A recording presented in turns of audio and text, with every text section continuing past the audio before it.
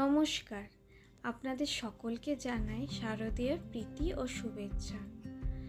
আজকে তৃতীয়া, তাই আমি আমার বন্ধুদের সাথে ঠাকুর দেখতে বেরিয়েছি। সবার প্রথমেই আপনাদের বাগবাজার বারোয়ারি ক্লাবের ঠাকুরটা দেখাতে নিয়ে যাচ্ছি। মাকে কি অপূর্ব সুন্দর লাগছে দেখুন একবার। আর মণ্ডপের ভেতরটাও ভারী সুন্দর করেছে।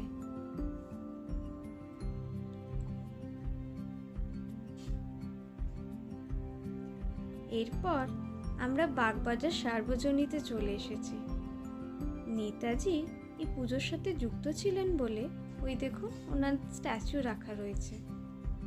চলুন একটু মণ্ডপের ভেতরটা যাই।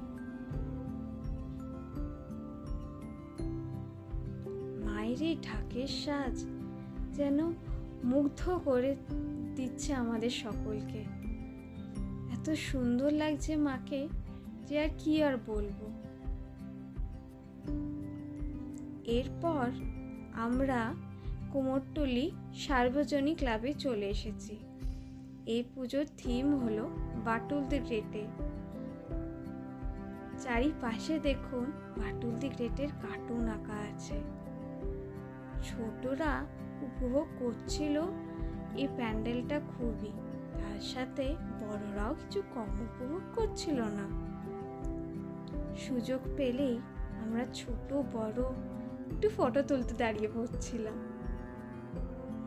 মণ্ডপের ভেতরটা দেখুন কি অপূর্ব সুন্দর, আর মাকে দেখুন কি অপূর্ব সুন্দর লাগছে।